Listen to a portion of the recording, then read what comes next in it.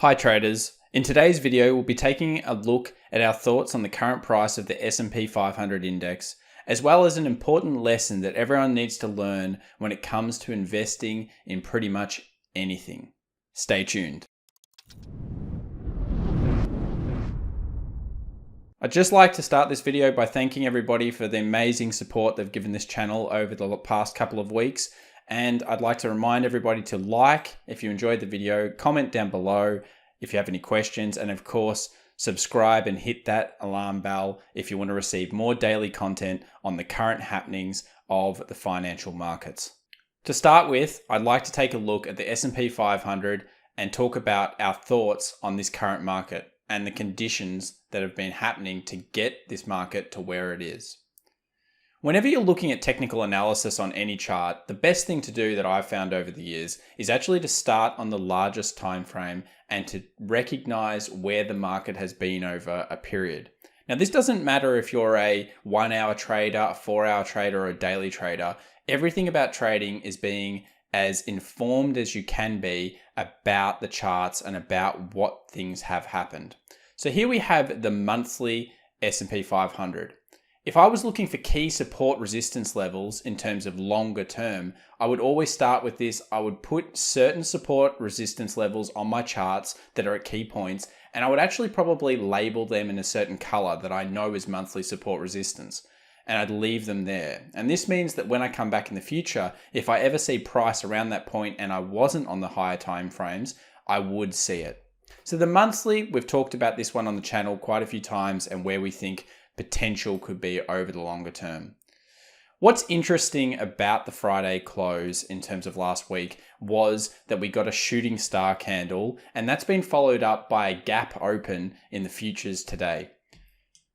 Gap opens usually fill, sometimes they don't, but we have seen pretty light volume because, of course, Japanese market is closed today, and really it's going to be up to the US to set a direction for what's going to happen to this index. The 20 and the 50 EMAs remain crossed on the weekly, and you can see the Fibonacci is showing that the market pulled back to the golden ratio, or 61.8, and that was pushing above 2,900 and just shy of 3,000. The importance of 3,000 is clear. It's obviously a huge psychological level, but it's also that kind of trap that often happens in the market. Many people don't think about the market as hitting psychological levels, but many people set take profits at round numbers. So whenever you're looking at a share and that share has never hit, let's say, $100 before, it usually stops shy just of $100, hits like a $99.50, $99.80 kind of figure, and then it will sell off. And that's there to spook people. And basically it makes it so that people think, oh, I've missed $100. They sell at a lower price. And then of course the share eventually does go back up and probably over 100 and breaks that level. It's all about that psychology when it comes to market trading. So the Fibonacci is very clear. It's hit the golden ratio. It's bounced downwards off it. And now we're sitting at around this 28.10 in terms of pre-market open. Once I've had a look at the weekly, I'll bring the chart down to a daily and I'll further analyze it. So let's get rid of this Fibonacci because we're very well aware of what's happened there, and talk about the daily. So now let's think, what is the daily telling us? Well, the daily has closed through the support. The 2,900 definitely did not hold, and it's now moved down and it's found dynamic support on these two moving averages on the daily, the 20 and the 50. If it continues to go down and it moves past this 27.20, that's when many traders will get involved in this market, because what they will be seeing is a break of a key support line. Whenever I'm looking at a chart and I think, okay, where are we with the daily? Have we got any clear signs? We often think, what about the smaller timeframes as well?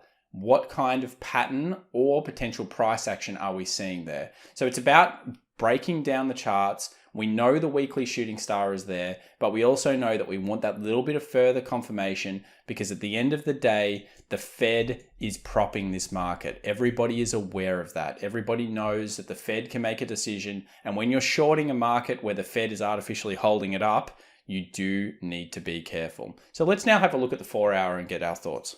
Well, the 4 hour definitely presents a little bit more of an interesting case. And that is that while the market has obviously been selling off, pre-open or into open may actually remain bullish. Generally with the market, what you expect it to do is after a sell-off, it will pull back to a degree. So it would make sense that it potentially pulls back to the 2050 and then maybe continues to move down. Again, our thoughts are that we would want to see a lower low formed below this 2720 before we would be interested in shorting this market. And that comes back down to the idea that the Fed is controlling this market at this stage. Another thing I like to do whenever I'm looking at the market is to potentially draw a Fibonacci level when I do see dynamic support or dynamic resistance. So we'll do that now and we'll see what happens. Pretty much spot on to what I thought. So there's a 38.2 fib right around this level. And again, that's going to act as resistance. So you've got moving average dynamic resistance plus a Fibonacci. That's the kind of thing that I'd be looking at if I was a smaller time frame trader. We've recognized the shooting star on the weekly. We've bought it down. We know where our daily confirmation is going to be in terms of we're excited about the bear side, but we're also optimistically cautious because of the Fed. So from a technical analysis standpoint, what we expect to see is this type of thing. In terms of what happens, the Fed can change everything, and that's why you have to be cautious in a market like this.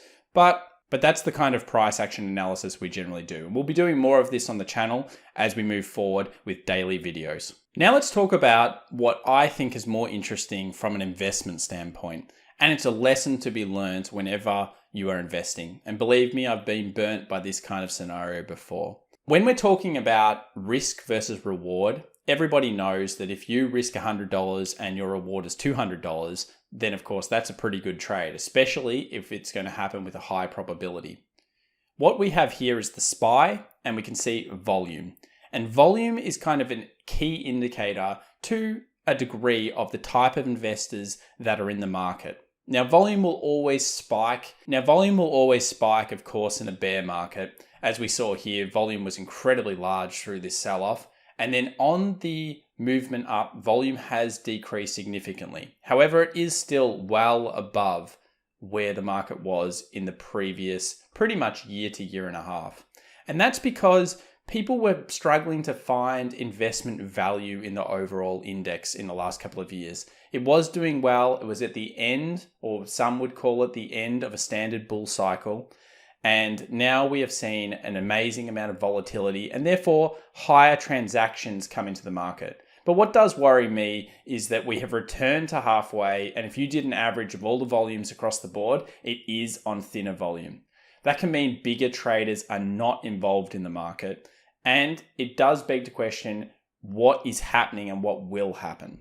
So then we want to bring across, well, what is everybody else thinking about the market, or at least what they're telling us anyway. So I'm going to bring up Goldman. A lot of people don't like Goldman. A lot of people do. It's fair to say both ways. That's fine. But they obviously see now risk to the downside is greater. And this is an old article. I admit this is obviously from April the 11th. But what I find interesting about this is the bit I'm about to highlight. And that is that they still remain with a 10% target year of 3,000. Now, I'm not saying they're right, but whenever you're looking at an investment, let's say you got 12 analyst ratings, and those analyst ratings for the index were 3,000. When you're looking at an analyst rating, you say, okay, well, maybe that one's wrong, that one's wrong, that one's wrong. But if they're all aggregated together and all saying 3,000, they do get paid a lot of money to come up with certain numbers. If you're trading a market that we are in right now with all sorts of problems in it that are clear to see, if you're trading it at 2,900 or even 2,850, what is your upside versus downside potential? So your upside might be, let's say, back to close to the highs. So this is your upside. The problem is your downside is so much more. So your downside can go all the way to new lows and even further, because we know that generally speaking, recessions or bear markets last around 12 to 18 months. So why would you invest at a period like this? Well, if you're investing for 10 years, 20 years, of course, you'll be correct, just like Warren Buffett is generally. And he says, of course, don't bet against America. It's always been the thing that he says. He's very happy with, of course, what the Fed's doing. I'm sure many people will say that the Fed has more tools in its arsenal, and it probably does.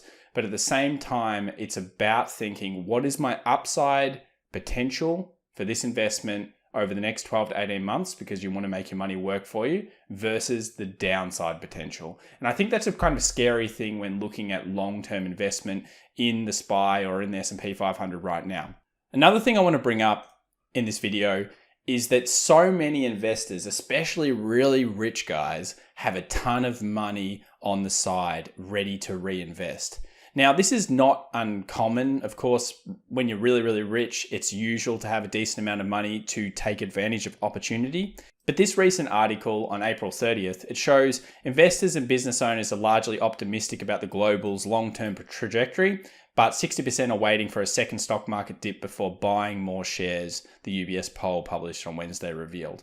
And I think this really presents what does everyone want? And more importantly, what do the big guys with the huge amount of money want? Now, of course, they don't want to see the entire economy collapse, but is even the stimulus that's been pumped into the economy, and remember, it's not all in there now, is that going to be enough to prop this market over the long term? So what I'd like to, pose a question to everybody today is, are you still buying America at this stage? Leave your comments down below, and if you like this video, please remember to give it a thumbs up and subscribe, and of course hit the alerts for more daily content we'll be bringing you.